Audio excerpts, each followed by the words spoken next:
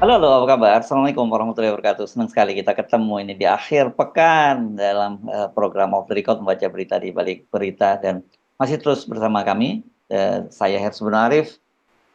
Dan saya Agi Beta, senang sekali menjumpai Anda kembali pada akhir pekan ini. Dan sepertinya kita masih ngomongin follow up lah ya Mas Irsu dari berita-berita yang lalu. Kita berikan update-nya begitu. Ada soal IKN juga, ada soal klaim Pak Jokowi bahwa IKN itu atas persetujuan seluruh rakyat Indonesia dan kemudian kita lihat ternyata pernyataannya itu ya bisa dikatakan sebagai bohong gitu ya, bohong besar karena kenyataan di lapangan menunjukkan sebaliknya. Ya, ya, ya, ya, betul. Jadi ini nanti kita akan bahas ya karena kelihatannya kita bahas kemarin Pak Jokowi mulai cari dalih gitu ya Mbak Agi ya, cari atau ngeles lah kalau bahasa anak muda sekarang bahwa itu bukan ide dia kok, bukan ide dia pribadi gitu, tapi itu keputusan rakyat Indonesia. Padahal kita tahu banget, ya, saya juga mendengar informasi dari orang seputarnya Pak Jokowi menyatakan itu kan mimpinya dari Pak Jokowi. Kira-kira kan ada yang membisikkan pada Pak Jokowi kalau Anda bangun infrastruktur jalan dan sebagainya paling berapa bulan orang itu ada akan lupa. Oh gitu ya, terus dikasih tahu bahwa jadi gimana tuh pindahkan ibu kota. Nah itulah ceritanya gitu karena kan dari Pak Yusuf Kala sendiri mengakui bahwa itu nggak ada pembicaraan soal itu gitu ya. Nggak ada dan sebenarnya saya mendengar juga cerita dari seputar orang seputarnya Pak Yusuf Kala itu sebenarnya sebelum pidato tanggal 16 Agustus itu Mbak Agi ya, eh, sepekan seingat saya, sepekan atau 6 hari sebelumnya gitu, itu ada rapat kabinet dan Pak Yusuf Kala itu memaparkan beberapa catatan-catatan tentang apa yang dampaknya kalau sampai dipindahkan ke Kalimantan Timur itu. Dan waktu itu Pak Jokowi katanya menyatakan bahwa oke kalau gitu bikin dulu visibility study-nya yang bagus gitu katanya. Makanya Pak ketika tiba-tiba sepekan atau 6 hari kemudian Pak Jokowi pidato di DPR tanggal 16 Agustus 2019 itu Pak Pak Yusuf Kala kan duduk itu mendampingi Pak Jokowi ya itu katanya hampir terjengkang itu Pak saking kagetnya gitu. Ini kaget beneran ini bukan kayak kagetnya Pak Jokowi Mbak lagi. Gitu. Iya iya, kita memang harus menengok ke belakang ya. Kita langsung aja bahas ini ya Mas Irsu, Iya nanti iya iya. kemudian Hmm. berpindah kepada yang lainnya. Jadi kalau kita menengok ke belakang itu memang pada saat itu kita kan dari 2019 kemudian kita mengalami COVID ya. Ya. COVID itu sebenarnya sudah mulai masuk ke Indonesia diperkirakan bulan Januari, kemudian Februari mulai ada korban dan pada awal Maret saya lupa tanggal 2 atau 3 itu ada pengumuman Pak Jokowi yang mengatakan bahwa betul COVID sudah masuk ke Indonesia dan kita memasuki masa itu begitu masa pandemi. Dan ketika itu tapi soal IKN ini sepertinya masih ingin dilanjutkan.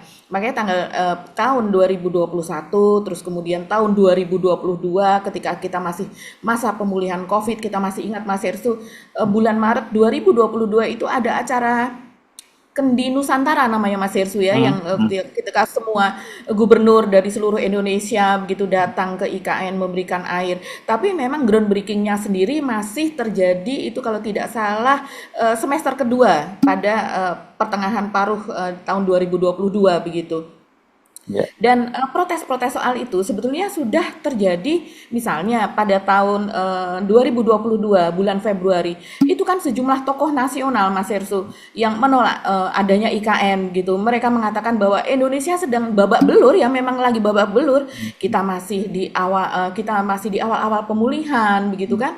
Dan kemudian ini malah justru sudah mau groundbreaking begitu padahal dananya itu banyak tersedot ke sana. Ini apa maunya padahal banyak sekali orang itu terkena PHK, warungnya tutup, usahanya tutup, orang kembali ke daerah. Ada juga yang kelaparan di Jakarta karena tidak bisa dia sudah tidak bekerja begitu misalnya di kota-kota besar tapi juga tertutup jalannya karena ada pembatasan perjalanan sehingga tidak bisa pulang dan sebagainya. Banyak sekali tragedi begitu Mas Hersu yang orang keluarganya, kepala keluarganya itu wafat. Saya pun masih ingat begitu anak-anak kuliah itu banyak yang putus kuliah, putus Hmm. sekolah. Tapi ternyata Pak Jokowi tetap ngotot begitu untuk melakukan pembangunan IKN tersebut. Jadi memang ada banyak catatan sih Mas Ersu kalau Pak Jokowi mengatakan bahwa rakyat seluruh Indonesia itu menyetujui pembangunan IKN itu seperti betul-betul seperti lepas tangan begitu. Karena memang sudah terindikasi bahwa IKN ini akan mangkrak. Kalau kita misalnya ya, saya membaca ini beberapa catatan misalnya di Google Mas Ersu. Pada bulan Februari tahun 2022, itu mahasiswa dan para tokoh nasional ramai-ramai menolak IKN. Bahkan narasi institut bukan bukan punya Najwa Shihab ya, ini lain lagi narasi institut ini membuat semacam petisi ya, yang kemudian banyak sekali itu yang menandatangani Mas Hersu. Oh ini, Nah, ya ya ya, si anu ya punya mantan ketua BEM itu ya, yang BEM, oh BEM iya itu. betul Ya, betul. Saya lupa namanya, tapi pernah Mas Hersu wawancara juga. ya ya ya Iya. ya, ya. Hmm. Hidayat Ya. Nur, Hidayat Nur ini. Nah, Mas, iya betul, betul. Hmm. Nah, terus kemudian juga 45 tokoh inisiator yang menolak IKN, misalnya ini nama-nama besar ya, tokoh nasional. Sri Edi Swasono, almarhum Ayumardi Asra, Din Samsudin, Anwar Hafid, Daniel Muhammad Rasid, Mayor Jenderal Purnawirawan Dedi Budiman, Busro Mukhodas, Faisal Basri, Didin S. Damahuri, masih banyak lagi lah karena memang ini jumlahnya ada puluhan. Terus kemudian juga selain hal tersebut Mas Hersu juga ada demo-demo. Nah, demo-demo ini yang paling banyak ini. Seperti misalnya demo menolak IKN dan juga demo Jokowi 3 periode. Kita ingat tahun 2022 memang itu yang paling kencang.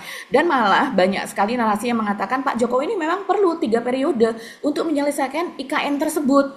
Nah, terus orang lah kalau menyelesaikan IKN bisa 5 periode, bisa lebih nantinya begitu kan. Terus kemudian, Ya, wah pokoknya itu tahun 2022 itu memang tahun yang tahun panas gitu Mas Hersu. Kemudian ada juga peristiwa mahasiswa yang masuk ke dalam gedung dan menduduki DPRD Kota Tasik. Saya masih ingat betul itu. Ada demo, kemudian mereka menyerobot masuk, ada pembakaran ban apa dan sebagainya di luar, dan mereka menyerukan menolak IKN. Banyak sekali mahasiswa juga yang berdemo di Patung Kuda lewat BMSI apa dan sebagainya. Mereka menolak kenaikan harga BBM gitu, dan mereka melihat bahwa kenaikan harga BBM ini dikuranginya subsidi antara lain karena memang negara membutuhkan uang untuk membangun IKN, karena kita tahu IKN awalnya tidak menurut janji Pak Jokowi itu tidak menggunakan APBN, tapi ternyata belakangan Pak Jokowi akhirnya karena tidak mendapatkan investor dengan dalih bahwa ini memang harus dibangun dulu baru kemudian investor asing nanti akan tertarik sesudah ada infrastrukturnya, maka kemudian DPR menyetujui dan akhirnya keluarlah angka 20% dari biaya pembangunan IKN tahap pertama tersebut. Begitu juga pada bulan November 2022 nih, mahasiswa demo di Patung Kuda tolak IKN juga supaya ditunda. Nah, ada lagi Mas Ersu di Jawa Pos ini ya, saya baca itu ada demo di depan DPR MPR begitu. Itu ada seorang perwakilan mahasiswa bernama Alvin, dia mengatakan seperti ini. Ini perwakilan mahasiswa dari Kalimantan Timur. Dia demo sampai ke Jakarta dan dia berorasi, dia mengatakan saya Alvin dari Universitas mewakili mahasiswa Kalimantan Timur yang nantinya akan dijadikan ibu kota negara baru. Sangat menolak tegas pada pemindahan IKN ini, dia mengatakan seperti itu. Dan bla bla masih banyak lagi berita soal seperti ini Mas Hersu. Jadi memang apa yang dikatakan oleh Pak Jokowi bahwa rakyat itu menerima, ya itu bisa dikatakan omong kosong karena aksi penolakan demo penolakan ya, IKN betul. berlangsung terus-menerus. Bahkan undang-undang IKN itu pun kan juga disetujui secara cepat Mas Hersu dan tidak dilakukan seperti misalnya diskusi-diskusi bagaimana undang-undang yang lain, kan ada diskusi di wilayah Indonesia bagian timur, tengah, dan di berbagai misalnya di depan mahasiswa, di depan para tokoh, di depan masyarakat, LSM apa dan sebagainya. Ini tidak ada kan. Semuanya menyatakan ini ya benar begitu saja dan belum ada 1 tahun sudah direvisi gitu, bahkan sudah Ya, direvisi 2 kali. Jadi apa yang dikatakan Pak Jokowi kita heran, Pak Jokowi kok nggak malu ya ya.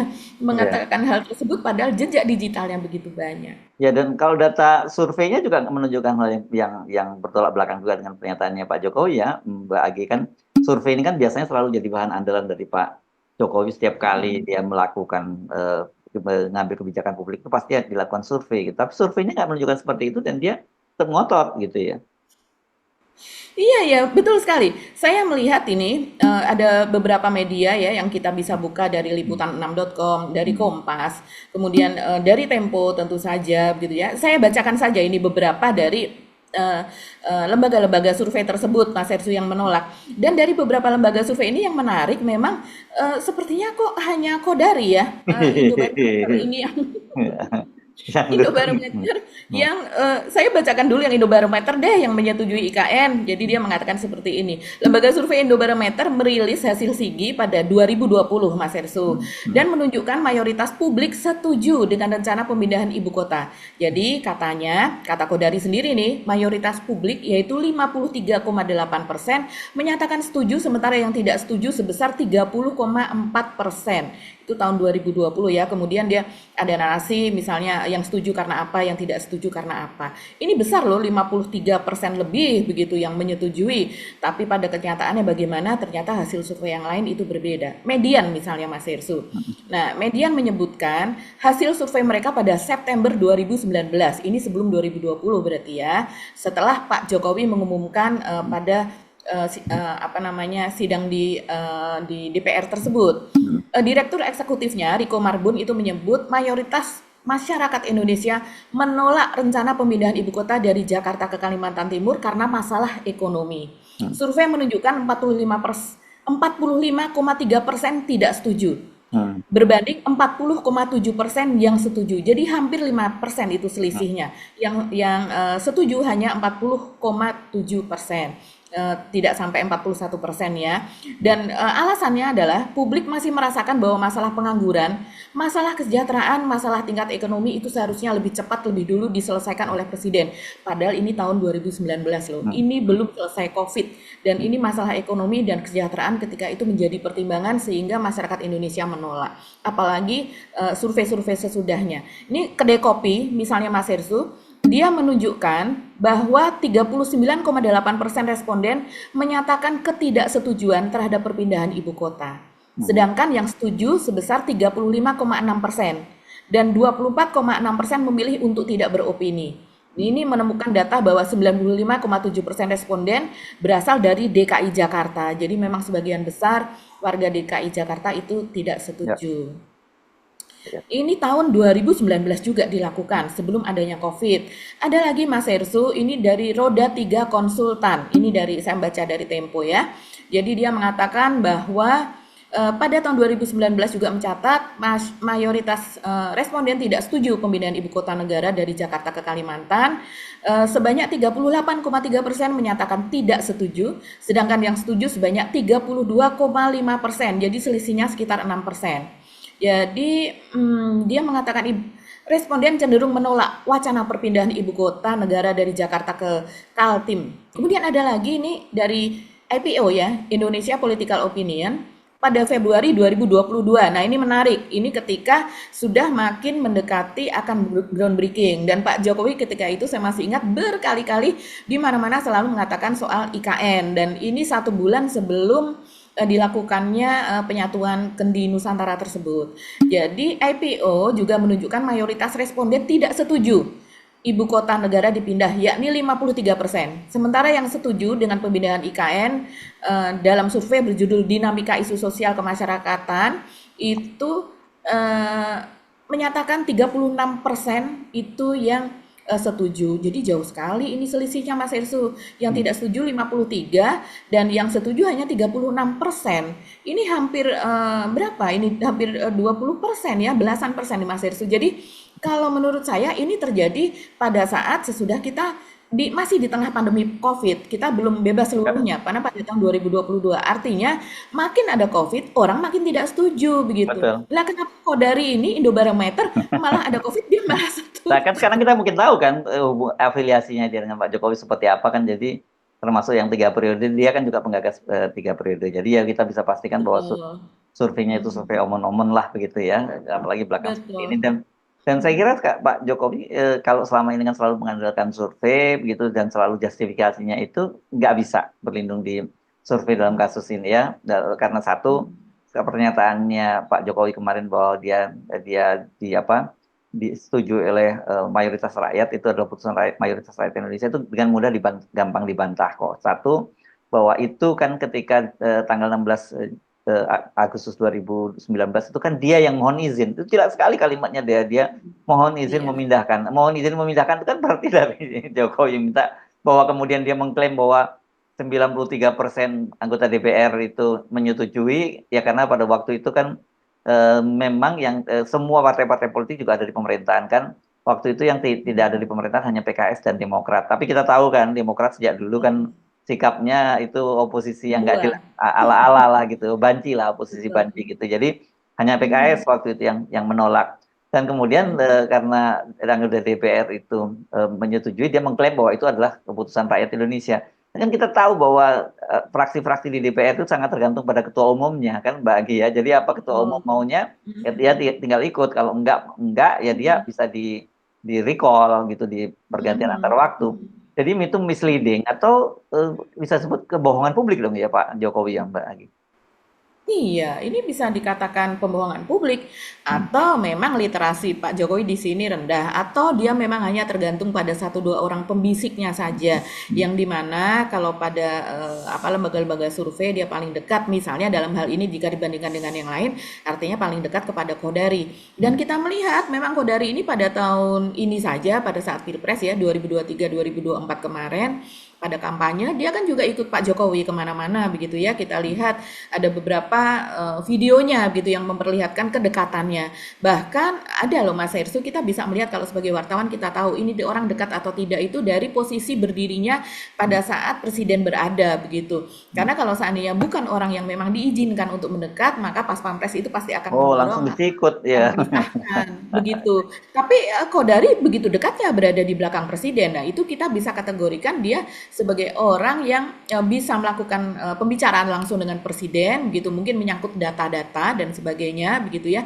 Ya, kalau datanya berasal dari Kodari ya itulah ya seperti ini begitu data Kodari bersimpang jauh begitu dari hasil data lembaga survei yang lain gitu. Ya Kok bisa? mungkin Ya bisa. mayoritas apa responden di negaranya Kodari, nah, itu menyetujui, mungkin gitu bahasanya. Iya ya, itu, ya memang, berbagai, teknik survei itu kan bisa dilakukan ya Mas Hersu, baik dengan pertanyaan yang tertutup, baik itu dengan, responden begitu di tempat yang tertentu begitu kan. Jadi ya kita sudah tahu begitu hasilnya akan seperti apa. Jadi memang survei bisa direkayasa. Nah kita kan juga tidak tahu, survei Kodari ini bagaimana, profil dari respondennya. Bahkan ketika itu pernah ditanyakan pada sebuah diskusi kalau begitu dibuka saja karena kalau di luar negeri survei-survei apalagi yang berhubungan dengan politik yang berhubungan dengan hajat hidup rakyat banyak seperti ini ya dan kemudian disajikan kepada publik bukan disajikan secara tertutup kan ada survei yang pesanan dari perusahaan maka disajikan secara tertutup hanya kepada perusahaan tersebut atau pemerintah daerah tertentu ya hanya disajikan kepada pemesannya tapi ini para lembaga survei ini kan bagaikan lembaga penyiaran publik mereka memakai frekuensi publik bahkan untuk menyiarkan itu dia juga semuanya tidak terbatas usia berapapun gender apapun dia bisa mendengar apa yang diucapkan oleh si surveyor begitu. Nah kalau udah seperti ini kan artinya dia harus bertanggung jawab harus bersedia seperti di negara-negara demokrasi yang lainnya membeberkan dananya dari mana dilakukan di mana kapan dan sebagainya yang artinya afiliasinya kemana kita ketahui. Tapi kalau ini kan tidak bersedia Mas Hersu untuk membuka hal tersebut gitu. Ya. Oke, jadi clear ya saya kira soal soal posisi rakyat gitu dalam hal IKN. Dan Pak Jokowi hanya mengklaim saja gitu. Kalau kalau bisa dikatakan itu kebohongan publik, tapi juga itu bisa yang kalau mau lebih soft ya kita sebut itu sebagai klaim saja begitu. Dan itu Ya. menunjukkan bahwa Pak Jokowi akhirnya sampai pada satu kesadaran baru gitu. Selama ini kelihatannya dia mungkin hidup dalam dunia mimpinya sendiri bahwa dia bisa mewujudkan IKN itu, dan kan kita kan sering terheran-heran kan Pak Jokowi klaimnya bahwa itu adalah apa soal apa sih saya lupa istilahnya, indeks ya, indeks ininya ya, Mhm. indeks Ya, udaranya ya Mbak ya, indeks apa istilahnya itu, ya kualitas udara. kualitas, Iya. kualitas udaranya yang katanya itu sangat tinggi gitu dibandingkan Jakarta jauh. Yang namanya kan di sana belum ada aktivitas apa-apa dan di tengah hutan, ya wajar kalau kualitas udaranya. Tapi kalau dibilang sejuk itu enggak juga ya, karena kita tahu karena Kalimantan itu kan seperti katakan oleh Pak Yusuf Kala juga lebih panas dari Jakarta. Jadi katanya kata Pak Yusuf Kala kan dia menyatakan bahwa biasanya di negara-negara lain pengalaman orang memindahkan ibu kota itu dari tempat yang ke lebih sejuk itu. Kalau kita memindahkan ke lebih tempat panas. Dan ada persoalan sebenarnya di IKN itu kan berkaitan dengan lahan gambut dan juga batu bara ya di situ ya Mbak ya Iya. kan. Satu di situ itu untuk membangun sendiri itu juga tingkat kesulitannya berbeda loh di daerah gambut itu dengan daerah yang biasa. Jadi saya kira memang insinyur-insinyur kita yang membangun IKN itu pasti bekerja keras lah untuk bisa Betul. mewujudkan bangunan yang aman dan sebagainya. Kedua, itu mudah terbakar. Ya Mbak Agi ya, gambut ada batu bara itu mudah terbakar, jadi rawan kebakaran itu. Yang ketiga, kualitas airnya Mbak Agi. Kalau di daerah Betul. gambut itu kualitas airnya jelekan dan itu terbukti gitu. Iya, jadi, seperti yang dikatakan Mas Herssu, mudah terbakar. Kenapa? Itu ada kajian ilmiahnya, yaitu karena di sana hanya dengan berjarak berapa dari permukaan bumi, yaitu tanah yang kita injak itu, kemudian sudah masuk ke, lapisan lapisan tanah begitu, yang antara lain salah satunya adalah batu bara. Batu bara namanya saja batu bara, yaitu batu yang membara, batu yang panas, sumber energi lah. Sebetulnya kalau itu bisa dikelola, itu kan menjadi energi yang baik, menjadi sumber energi di situ juga, Mas Herssu.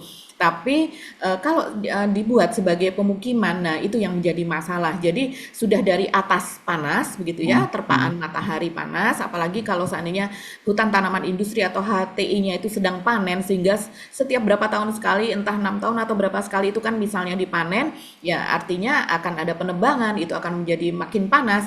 Nah, kemudian tumbuh lagi dari awal lagi begitu kan, ditanam lagi benih yang baru atau bibit yang baru. Nah, sementara dari bawah sendiri juga mengeluarkan panas, sehingga untuk membangun di sana memerlukan teknologi yang lebih baik atau lebih mahal atau lebih tinggi. Ini pernah dinyatakan juga oleh almarhum Faisal Basri begitu, Mas Herssu. Dan Pak Jokowi ini memang apa ya, Mas Herssu, kan berbagai macam targetnya itu kan memang tidak tercapai. Hmm. Seperti yang terakhir ini akhirnya pengakuan dia soal ASN. ASN ini setelah Ya ya ya ya. mundur-mundur Hmm, hmm, hmm. setelah mundur-mundur begitu ya, seharusnya ASN ini sudah mulai bekerja sebelum Pak Jokowi merayakan 17 Agustus 2024 di sana. Sudah ada di sana, sehingga ASN itu semuanya ribuan ASN hadir sebagai peserta upacara juga begitu. Jadi mereka memang organik ada di sana, bukan dibawa dari luar kemudian melakukan upacara di sana habis itu pergi begitu kan. Nah, ternyata ada kemunduran karena berbagai macam hal, dan akhirnya ASN ini bulan September ini. Nah, sekarang bulan September ini sudah di penghujung September dan ASN belum juga dipindahkan begitu kan, Mas Herssu. Ini kan menjadi pertanyaan, bahkan Pak Jokowi juga mengatakan bahwa ya kalau ASN dipindahkan itu harus berpikir itu harus lebih komprehensif, kurang lebih demikian, yaitu nanti anaknya sekolah di mana, terus kemudian kalau sakit rumah sakitnya siap atau belum, Kalau weekend, fasilitas. bahkan weekend mau liburannya kemana Iya, kan mau gitu. jalan-jalan, Hmm. weekend mau jalan-jalan itu jalan-jalan di mana? Loh, selama ini ada taman yang bagus, ini tempat bahkan Hmm. orang-orang dipersilahkan berwisata apa dan sebagainya. Jadi memang antara berita yang satu dengan yang lain itu Yes. tidak sinkron, Mas Herssu. Nah, Dan antara buzzer satu dengan buzzer yang lain tidak, buzzernya sudah ya sudah mengglorifikasi, sementara Pak Jokowi sendiri akhirnya mengakui karena memang dikejar-kejar oleh media juga begitu kan. Nah, ya. yang terakhir ini Mas Herssu, yang terakhir adalah saya terkejut juga Pak Jokowi menyuruh Menteri Perhubungan Budi Karya untuk mengubah bandara yang kita Hmm. tahu baru saja Pak Jokowi akhirnya berhasil mendarat di sana kan, setelah berkali-kali itu tidak gagal begitu kan. Kan seharusnya bulan Juli, akhir Juli itu harusnya sudah bisa didarati. Setidaknya sebelum 17 Agustus itu udah uji coba dan sudah bisa digunakan. Tapi ternyata sampai dengan 17 Agustus tidak bisa, dan akhirnya pada akhir September ini itu setelah mundur juga beberapa kali akhirnya berhasil Pak Jokowi mendarat di sana. Nah, yang menjadi persoalan ternyata setelah itu Pak Jokowi langsung menginstruksikan kepada Menteri Perhubungan Budi Karya agar mengubah bandara tersebut dari status bandara VVIP, yaitu artinya yang hanya digunakan oleh orang-orang pemerintahan begitu ya, oleh presiden sendiri yang acap kali berkantor di sana, tapi ternyata tidak berkantor di sana karena ternyata itu Iya. hanya hanya berkunjung sejenak dan kemudian Berkunjung dan kembali kemudian lagi, ya, ya, gitu. ya. Iya, Omon-omon juga betul. lah itu ya. Omon-omon, begitu hanya di sana sebentar, apa melakukan sesuatu, bertemu dengan siapa atau mengumpulkan siapa di sana, kemudian pergi lagi berkunjung ke daerah-daerah, kalau tidak kembali di Istana Bogor dan sebagainya. Jadi ya katanya yang 40 hari itu ya omon-omon banget gitu ya. Nah, kembali kepada soal bandara tersebut, ternyata bandara yang tadinya VVIP tersebut yaitu hanya digunakan oleh orang-orang pemerintahan dan juga tamu-tamu negara gitu. Tapi tamu negara siapa yang mau datang Mas Hersu? Kan Pak Prabowo juga tidak berkantor di sana. Aduh, bingung nih narasinya. Jadi disuruh oleh Pak Jokowi untuk berubah menjadi bandara komersil. Nah, Ya. ini kok bisa Pak Jokowi tiba-tiba? Jadi kalau melihat seperti ini memang kita akhirnya makin detik-detik Pak Jokowi lengser makin paham begitu ya bagaimana cara berpikir presiden kita yang segala sesuatu tidak memakai kajian ilmiah, tidak bertanya kepada pakarnya, tidak menggali dulu bagaimana pendapat menterinya, siapa dikumpulkan. Itu kan memerlukan banyak sekali persyaratan dari Oh VVIP iya, menjadi iya itu komersil. urusan, dan kemudian kan harus ada visibility study-nya juga. Apakah bisa ini, kan harus diingat ya Pak di eranya Pak Jokowi itu kan banyak sekali membangun bandara-bandara internasional yang sekarang kemudian statusnya diturunkan lagi, ada 17 bandara loh. Bandara internasional yang dikembalikan statusnya menjadi bandara domestik. Nah, sekarang dilakukan lagi kan kita bisa terbayang tuh. Di situ ada bandara Sepinggan di Balikpapan, ada bandara di Samarinda, saya namanya apa lupa. Terus kemudian ada bandara lagi di situ. Terus siapa yang mau ke situ ketika kemudian nggak ada ASN yang ada di sana gitu. Nah, kemarin ini sebenarnya penting juga di ini kan Pak Jokowi katanya melakukan groundbreaking, itu ada investor Mhm. asing pertama yang Ya. masuk itu kayaknya dari Cina, itu untuk housing dan untuk Mhm. perumahan dan sebagainya. Ini Mhm. perlu dicek, Betul. ini teman-teman wartawan juga perlu ngecek. Saya dapat informasi bahwa itu sebenarnya janjinya investornya itu adalah bahwa mereka membangun itu tower-tower itu nantinya janjinya itu disewa oleh pemerintah untuk menempatkan para ASN di situ. Gitu loh rencananya itu, Mbak. Jadi ya siapa yang nggak mau kalau kalau gitu, oke, lu bangun di situ ya, tapi gue pastikan nanti gue sewa. Ini penting dicek. Saya dapat informasi semacam itu gitu. Mudah-mudahan beritanya salah. Tapi kok kalau ngeliat lagu yang Pak Jokowi kayaknya kita percaya gitu ya. Iya, apa, gerubak-gerubuk begitulah, segala macam Iya, gerubak-gerubuk dan kemudian orang di sekeliling kan juga takut Mas Hersu ya. Padahal iya, mereka iya. orang-orang pandai, tapi tidak berani speak up dan kemudian Ya, karena bagaimana ya takut kehilangan kekuasaan kan, ya iya, kan? takut kehilangan pekerjaan, kekuasaan, akses jaringan dan sebagainya begitu. Ya, ya Jadi ini kalau akhirnya apa yang terjadi pada Pak Jokowi ini kalau dalam peribahasa kan tiba masa tiba akal gitu ya. Atau dalam bahasa Jawa orang nyebutnya sakdek saknyet gitu ya. Jadi apa yang Nah, iya iya, ya, yang betul. dipikirkan langsung dia kerjakan gitu. Mana ada Iya, dan gitu. Ya, cepat-cepat begitu ya. kan, kerja kerja kerja. Nah, kembali kepada bandara itu tadi Mas Hersu. Kalau kalau kita melihat itu persyaratannya misalnya, kita kan sudah ada ya 2 bandara di Sepinggan, di Balikpapan dan kemudian juga di Samarinda. Ini kan hampir mirip dengan Kertajati dan Bandara Husein Sastranegara yang di Bandung. Husein Sastranegaranya dimatikan gitu supaya Kertajatinya hidup begitu. Ternyata nggak hidup juga gini Kertajati begitu yang apa investasinya triliunan tersebut begitu. Dan ini yang terjadi di sana ya pertanyaannya nanti kalau Pak Jokowi ingin ini komersil, bahkan dia sudah menyebut angka loh Mas Ersu, Hmm. ini kalau dijadikan komersil maka hingga Desember 2024 ada sekitar 200.000 orang. Jadi akan bolak-balik begitu artinya memakai jalur penerbangan untuk datang dan pergi dari IKN. Begitu juga per tahun dia prediksi ada sekitar 7 juta. 7 juta itu orang dari mana? Begitu ya. Sementara penduduk IKN sendiri sekarang baru berapa? Dan bahkan kalau nggak salah kan memang dibatasi kan penduduk IKN itu nantinya Mas Ya, Hersu begitu. Hanya ya. berapa juta, 2 juta atau Tap- berapa. ya. Ini saya khawatirnya Sepinggan dan juga Samarinda kalau Pak Jokowi masih berkuasa, untungnya 20 Oktober dia sudah lengser. Kalau dia masih berkuasa, ini nantinya dikurangi begitu kan perannya supaya kelihatan yang bandara komersil yang di IKN, Bandara Nusantara tersebut hidup. Seperti yang terjadi di Bandung tadi pada kasus Kertajati. Saya khawatirnya demikian begitu Mas Hersu. Mm-mm. Karena apa yang ada di otaknya itu apa yang terpikir dia tidak mikir bahwa ini akan ada penilaian gitu dari asosiasi, dari lembaga internasional untuk menjadi VVIP menjadi komersil seperti apa begitu kan. Semuanya pasti memerlukan investasi yang lebih besar lagi begitu. Dan itu ada tahapannya kan, ada perizinannya, ada apa kelayakannya Betul. dan sebagainya mesti disurvei. Jadi Ya, ya memang mungkin itu modelnya kayak model kereta api cepat juga kan. Waktu itu kereta api cepat itu supaya dia cepat pulang modal, tadinya kan kereta api Argo Parahyangan mau dimatikan kan, gitu caranya dulu kan ya. Betul betul. Nah, itu mirip. Ini, kalau saya membaca ya dari Trubus Ediansa itu pengamat, Kebijakan publik ya. kebijakan publik ya dari Trisakti. Dia mengatakan, mungkin kalau seandainya pun mau diubah menjadi bandara komersial, itu baru bisa dilakukan tahun 2045. Bayangkan. Ya Nah, saya setuju, artinya 20 tahun lagi. Saya setuju sih dengan pendapat itu Mas Hersu.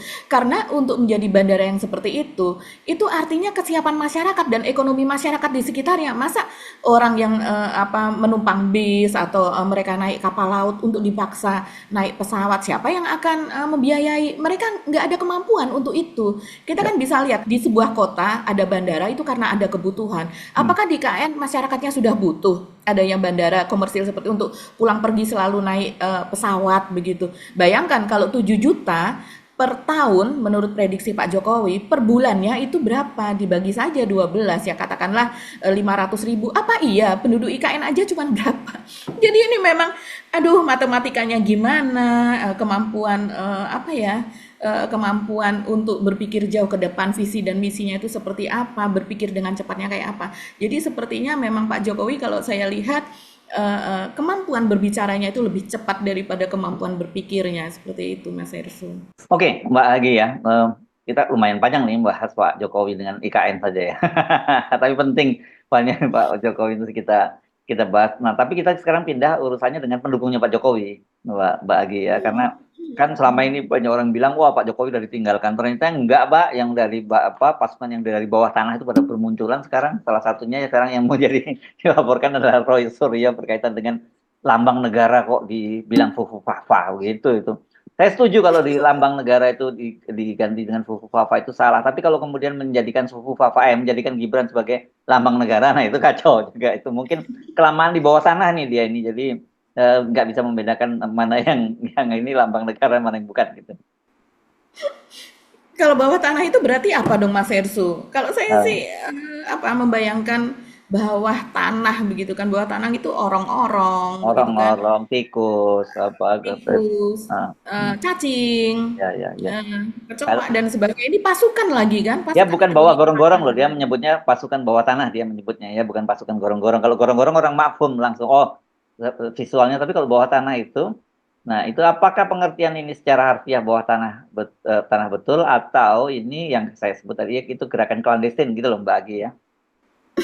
Iya, artinya mereka sekarang naik ke atas permukaan tanah begitu Yes, kan, itu yang itu menampakkan paling diri. yang jelas itu di situ ya. Iya, Hmm, dan biasanya kalau pasukan bawah tanah atau apa yang namanya clandestin ya mereka tidak terlihat Mas Hersu, iya betul. kan? Nah Hmm. ini kok terlihat cetha welo-welo bahkan menampakkan diri di Bareskrim diwawancara oleh media dan kemudian salah lagi begitu ya sekarang menjadi bulan-bulanan Mas Hersu di Nggak salah Mbak, karena mereka dari bawah tanah jadi masih belum bisa membedakan. Jadi wajar lah dia perlu penyesuaian diri dulu gitu. ya, salahnya itu adalah dia tidak bisa membedakan antara Garuda Pancasila, ya Hmm, lambang negara hmm. Garuda Pancasila dengan Ya, yang mana lambang negara dan mana Gibran begitu ya kan? kalau kalau Gibran yang jadi lambang negara, waduh, jadi dia jadi presiden, wakil presiden aja banyak yang kemarin mau nggak mau masang fotonya, kalau kemudian dijadikan lambang negara, wah berat. Dan lambang negara itu benda mati kan sebenarnya ya. Iya iya. Jadi ini kan hal yang sangat mendasar, itu anak SD loh yang belajar itu. Bahkan kadang ada yang suka ditanyakan, apa sih bedanya lambang negara dengan simbol negara? Itu aja tidak bisa menjawab ya orang-orang yang semacam ini yang berasal dari bawah tanah tadi. Tapi kalau anak-anak sekolah SD, SMP saya rasa bisa menjawab ya sama aja lambang negara, simbol negara. Nah, apakah Gibran ini simbol negara, lambang negara, konsekuensinya apa dan sebagainya.